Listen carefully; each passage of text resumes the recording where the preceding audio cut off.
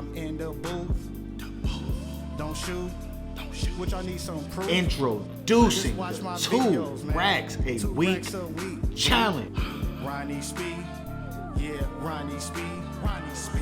When I drive, I make video, and then where you were just showing all your 2500. I said, okay, all right. I said I can get with that.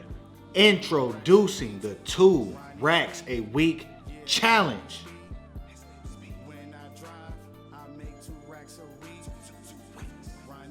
Man, what's going on, people? Ronnie Speed. Drum roll, please. Coming back. Man, you know what time it is. Here we have another 2 racks a week challenge winner. Here we have Victor. Victor, give the audience a little quick introduction. How old you are, how long you been doing rideshare, and what's your market? For sure, brother. So I'm probably one of the younger people you've had on the show, man. I'm only 23. Okay. I drive in Victorville, Apple Valley area in the high desert. So for everyone that lives in the LA area, when you drive to Vegas, I'm halfway in between.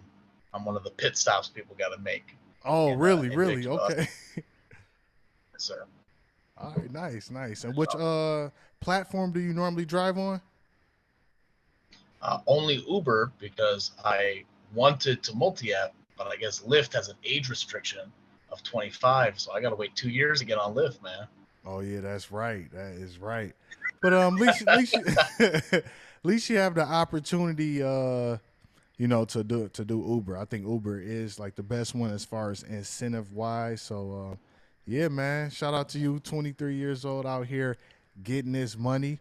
So since this is the 2 racks a week challenge, let the audience know how many hours did you have to do and how much money did you make? Absolutely, brother. My active driving time over the last week, if I go back to July 11th to the 18th, was 59 hours and 43 minutes. Okay. And my grand total at the end of it was $2,060.27, man. Ooh, 2,000. Say that again. $2,060.73.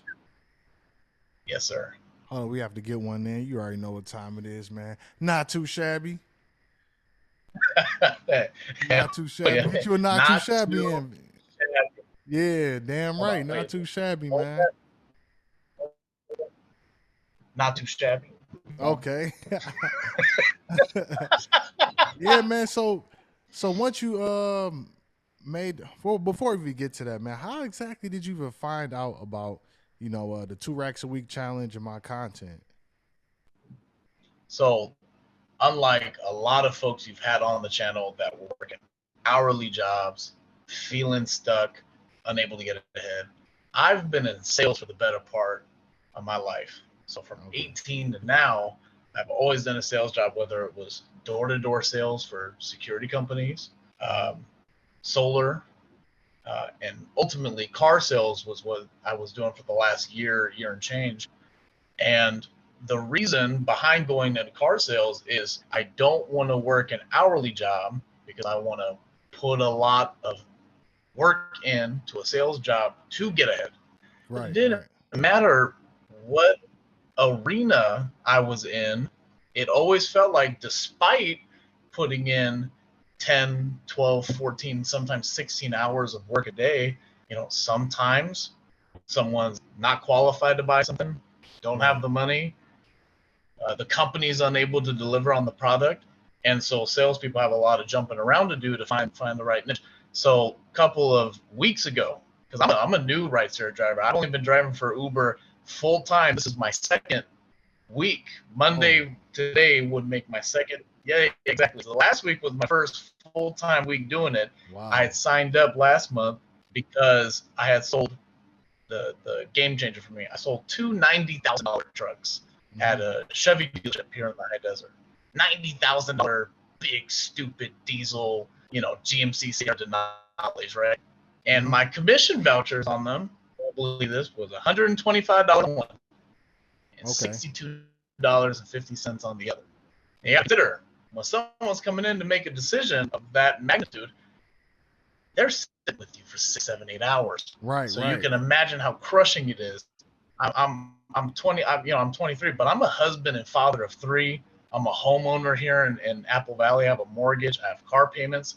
To get to the end of that road, to slice open that envelope and open up that paycheck and see 120, 62 for $90,000 trust. Wow. Man, I almost ripped the manager's out, man. Right. And I tell you what happened to me. I sat in the GM's office. I said, "Hey, man, if something don't change, I'm gonna need to give you my 2-week notice." Mhm. He looked at me and said, "You gotta give me your 2 weeks." Oh, Door's right there, damn. brother. I was like, man.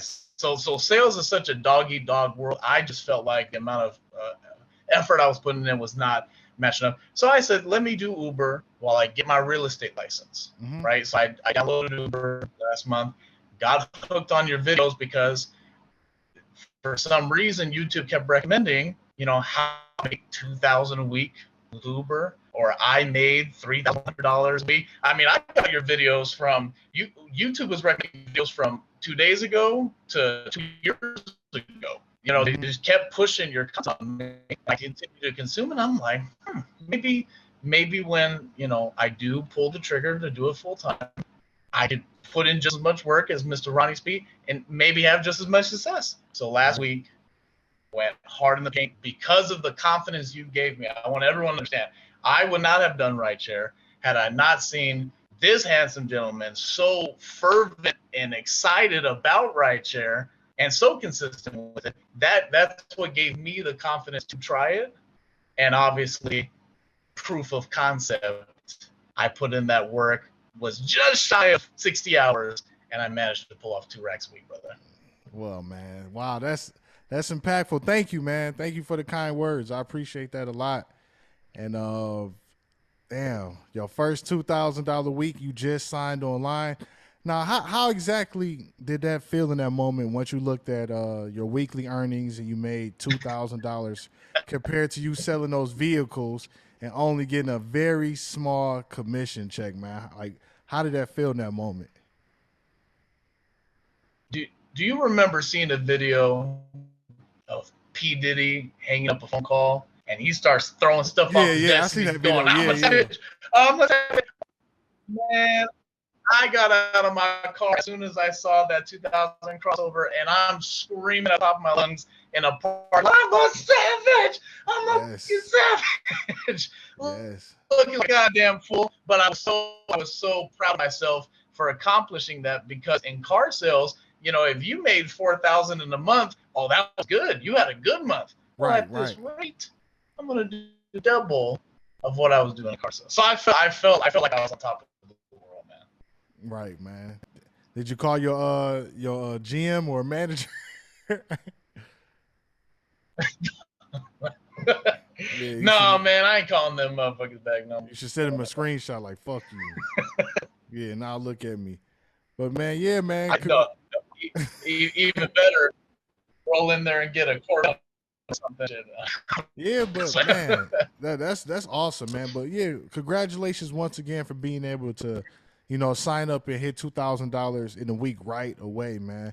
What were some of the things that you implemented throughout your work week that to help you stay on track to making $2,000?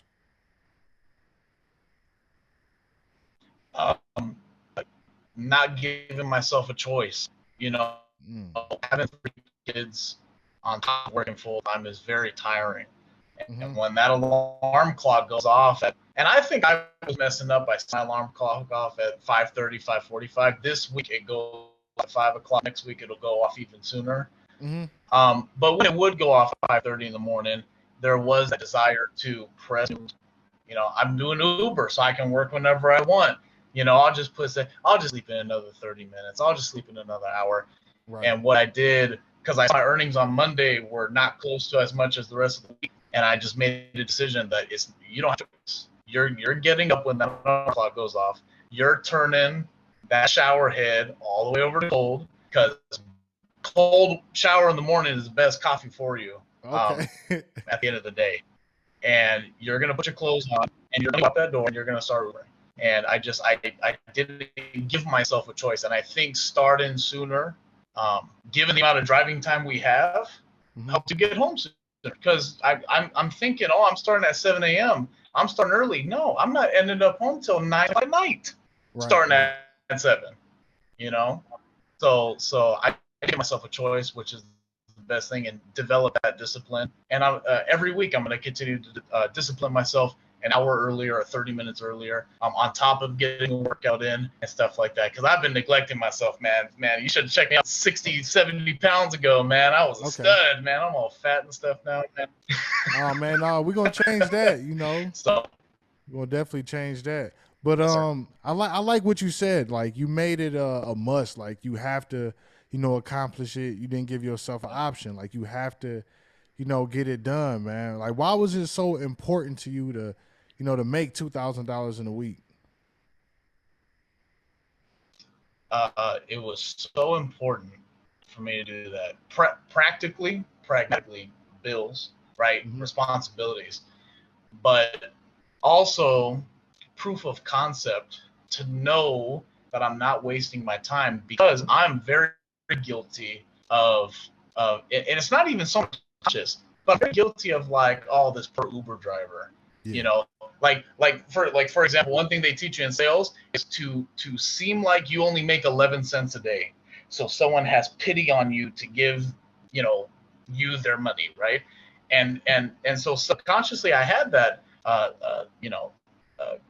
perspective on Uber drivers. Yeah. And it was so important for me to do it because I didn't want to get to the end of the week and look at $980 and be like, man, Ronnie's full of shit. You know what I mean? Right. Like, it was very important to prove that in order to keep the confidence and motivation going forward and not feel like a failure. Because you can imagine at 23, when your parents find out you don't sell cars anymore and you're doing Uber full time, you can imagine the conversation that come my way. But one thing I do, I've been leading my life is I got married 2 days after I turned 18. Everyone told me not to do it. I did it anyways. We're celebrating 6 years of marriage next month. Everyone told me at the beginning of the pandemic, don't buy a house because the housing market is going to crash. I bought a 4-bedroom, 2-bath house here in Apple Valley for $230,000. I just got off the phone with the mortgage company. They told me it's $371,000 today, and everyone told me not to do it. Oh, Victor, don't do Uber full time. It's not worth it. You're putting miles on your car. You're wasting money on gas. And it's like, okay, well, have you done it? No, I haven't done it. So why are you telling me it's not worth it? But I see Mr. Ronnie Speed, Mr. 2 racks a week doing it. You know what I mean? and it's just a point of filtering out everyone's perspectives of you and just focusing, getting laser focused on, I'm gonna make 2 racks this week. You know what I mean? And that's why it was very important to me. Yeah, man, bro. I like what you said, because there is a lot of filtering out. You got to filter out noise. And, you know, a lot of people, especially like, you know, Gen Xers and baby boomers, parents, grandparents, aunts and uncles, you know, they still stuck in the past and they don't understand like the modern game, you know. Like, you could drive and make $2,000. Like, why would I sit up here and be at somebody else's job, you know, bored or not growing as an individual, sitting there miserable, when I could just drive, set goals for myself, and be disciplined? Like, they would never understand it. You know, what excuse me, what type of things did they say to you once you told them that you were going to quit and do rideshare full time? When are you going to get a real job? When are you going to go get something secure? Yeah, real quick. What are you going to get a real job? Yeah, what is their definition of a real job? What does that even mean? I'll give you their definition and my definition. You ready? Yeah, okay. Their definition of a job is they want a guaranteed paycheck. One thing I was taught, my mom and daddy was a pastor and first lady of a church in LA. One thing I was taught, the only thing guaranteed in this world is that you're going to hit that grave. Ain't no such thing as a guaranteed paycheck, because that building tomorrow, you're going to be in trouble, right? Yep. Their perspective of a guaranteed job or a secure job is having benefits, you know? Yep. I talked to a gentleman today at the grocery store from my old job. I'm not going to say his name. Yeah. But he had a surgery, and he was saying how stressed out he was because the money that he contributes monthly to the dealership to give him a disability insurance, he's been on disability now for a month and a half. They haven't given him a penny. He's constantly giving them money out of his paychecks for disability insurance. Right. Now that he needs it, it ain't there. So so what's that for a guaranteed job? Right. Right. Because at the end of the day, like, my parents are a lot more entrepreneurial than others. My adoptive parents, I don't look like it, but I grew up in a family of Seymours and Nelsons, man. So, I see a lot of people on the channel saying, "Oh, you know, Ronnie, you my people. Trust me, brother, you are my people." Okay, man. I grew up in Long Beach, South Central Los Angeles. Yeah, so I would put it like this: I was the white speck for every family reunion photo. Okay. Mm-hmm. My dad taught me a job is job, just over broke. And one thing that he helped me to do to transition my mindset is people get money and they think two things: I need to pay my bills and I need to pay my rent. Well, if you continue that cycle, you're dead. And an opportunity like this allows people to get ahead. You know, you can't tell me that you make 2 racks a week and your expenses are going to out earn that. There's no way. And if that is the case, you need to deflate lifestyle, sacrifice a year or 2. Before you know it, you're sitting on 40, 50,000 in savings to really make it move. Exactly, man. I like exactly what you said right there. Like, what is it about you that you didn't conform to, like, you know, what your parents said or anybody else said? Like, you was like, man, I'm gonna do what I want to do. Have you always had that in you, or are you just that much of a disagreeable person? That's kind of how I am. Yeah, it's Myron Golden has a really good saying. So the word confidence, right? The root is confide, right, which means trust, right? And so it's trust that you have for someone else or for yourself. The reason why people don't have confidence in themselves, this is gonna hit you so hard, man. The reason why no one has confidence in themselves or trust in themselves is because you've heard every lie you've ever told yourself. Yep. So when you say, I'm going to start working out, well, you done lied to yourself about that 20 times already, right? Of course. I'm going to go make 2 racks a week. Well, you know, what else have you lied to yourself about? So it's like, for me, 2 things. One, if I set out to do something, I did it no matter what. And 2, right, I'm going to bet on me no matter what, because I'm going to put more effort into me than anyone else's business, any other faceless corporation. I'm going to put all my chips on me. You know what I mean? Yep.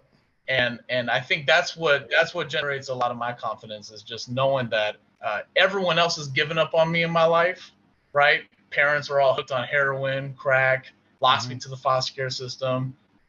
Whole life story that's, you know, can be saved for another video. But like, everyone else has failed me. I better not be someone who's going to fail me, man. I can't fail me. Yeah, I like that mindset, You know what I mean? man, because a lot of people, they'll sit there, you know, play victim role, like, you know, victim of their circumstances. But man, it's like you use it as like fuel, and you know, you try to like overcome it, man. I like that. I like that a lot. I like your mindset, Victor. I appreciate you, man. Yeah. I can tell you've been through adversity, man. You still got a smile on your face. A winner, man. That's what life is about. You know, winning. That's right.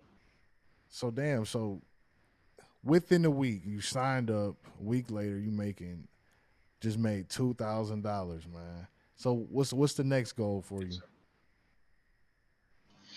Next goal is to discipline myself even further. Not take the extra income that comes in, because that's going to kill me. Continue to keep my expenses where they are.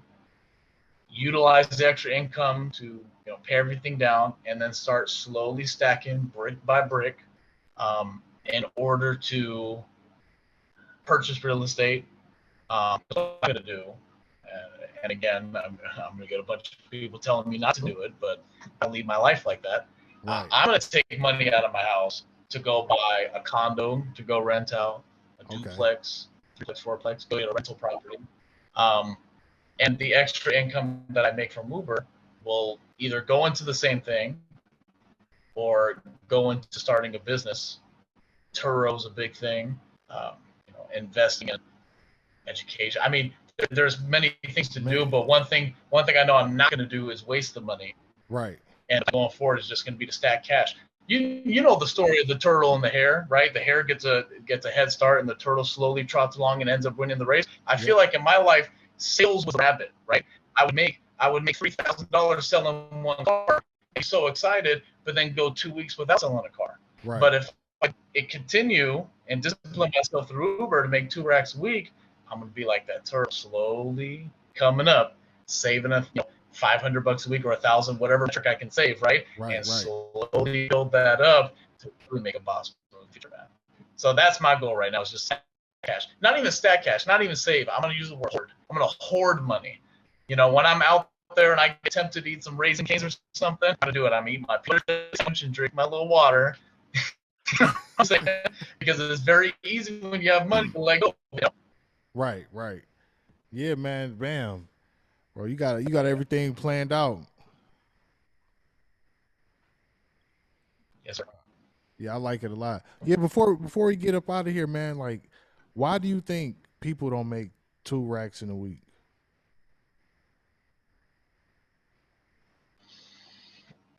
I know it may be hard for you to say since you. I think for a week. Well, I'm the new boot. I'm the new fish on the boat. Right.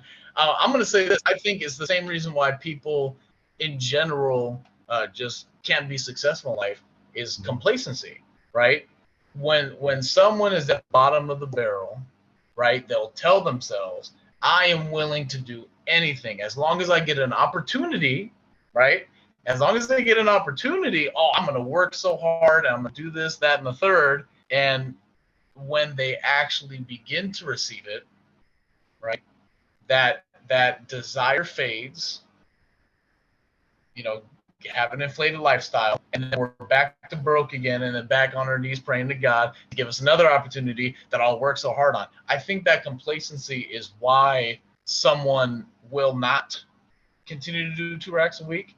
And it's very important to ignore money, right? Hoard it, save it, ignore it, put it into a certificate of deposit, put it into a savings account where the bank's gonna slap on the wrist if you touch it. Put it into investments. For example, if people want to get started in real estate, they don't have to buy houses. They can buy publicly traded real estate companies. Right. Blackstone Realty. Realty income. So there's places you can put your money. You're not going to touch it. Whatever someone needs to do. If someone needs to withdraw it in $1 bills, put it under the mattress, do you, right? But if someone gets complacent and they do the 2 racks a week for a couple of months, and they wake up and they don't want to get up one morning, and I got $12 in the bank. I'll take the day off, or I'll go try. I think complacency is what would kill someone. That'd be my answer. I think complacency would kill success. Yeah, I 100% agree. Complacency and letting other people predict and dictate their futures and their thoughts. Oh, my mom said I shouldn't do it, so I shouldn't do it. It's like, what? Like, man, you let your mom. I got a stunning statistic for you before we go. So there's a profession in this country that everyone says that they'll do when they grow up, that parents push their kids into, and there's a profession in this country that leads a suicide statistic by 51%. So I'm gonna let you guess. 51% of people in this job category, 51% of them contemplate suicide. You want to guess what it is? Yeah, I'm gonna try to guess. Let me think a little bit. Some form of doctor. I'll give you a hint. They make $700,000 a year on average.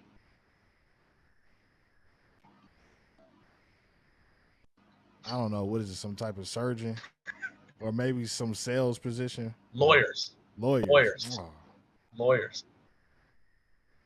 I met but how crazy is it that 51% of lawyers want to off themselves? And when they sit down and they're transparent with why they got into it, because my mom and dad wanted me to. Yeah. So it's such a killer, man. Like to not do what you want to do, right? And to follow the advice. So what you're doing is you're screwing yourself by limiting your potential of income, right? In order to listen to mommy or whoever else trying to impress. And then even if you do transition to a job that, if you could be a lawyer, make $700,000 a year on paper, that sounds like a slam dunk, right? But to know that 51% of people in my field want to go hang themselves, like, you know what I mean? Yeah. So it's just like, to not listen to what people have to say to you and speak over your life and what you should do, because what people don't understand is like, oh man, that lawyer driving that brand new Beamer, making $700,000 a year, man, that dude's got it made. No, that dude's gonna blow his brains out in a bathroom in 2 weeks, and you wouldn't even know it. You know what I mean? I'm serious. I mean, not to be funny, but seriously. Right. Bro, you could tell you have a sales background. No, I'm not trying to say nothing. No, I know you not, but you can just tell like the energy, the way you speak, like it's sales related, man. But no. Last question before we get up, why do you think this 2 racks a week challenge is so important?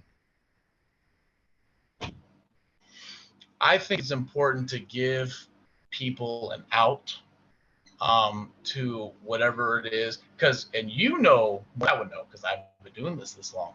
You know the amount of crying faces you've had in your backseat, people on Friday feeling crushed, right, about their job, angry and frustrated and upset. And what I make sure I do is, you need to go on YouTube and hit that search bar and put in RONNIESPE, right? You need to get on Uber, if possible. Even if you don't have a car, they'll let you rent a car through Hire a Car and some other services, right? Mm-hmm. And you need to do that, and you'd be so surprised.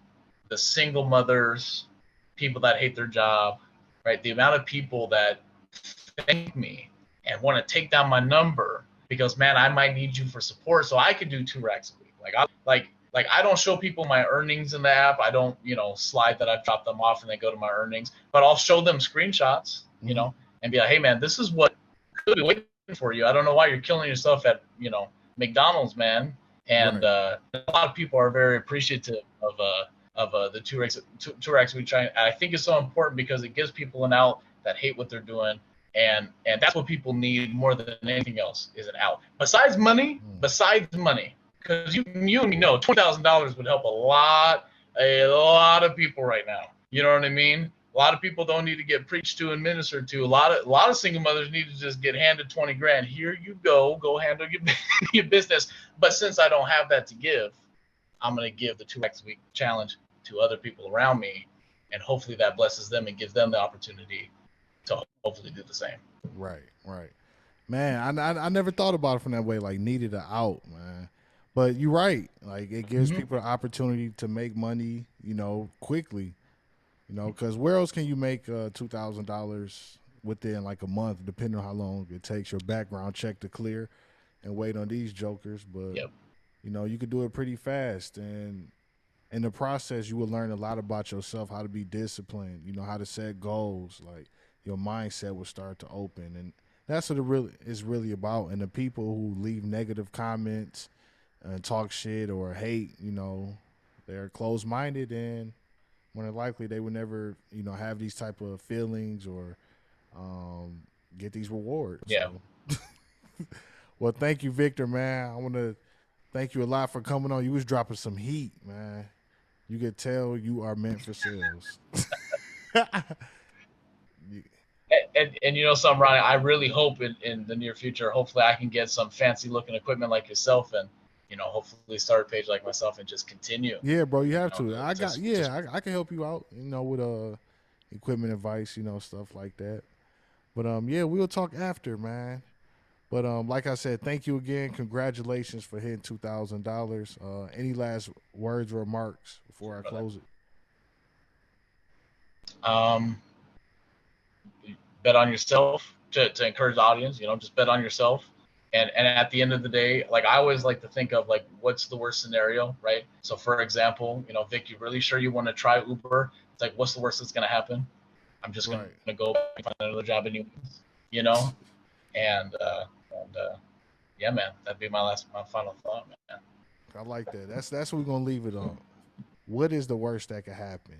You go back to another job, and that's what you're going to do anyway. So you might as well try it out. That's Try right. to put your 60 hours in, hit 2 racks a week, and you can come on this show and share your story and inspire other people in the process, man.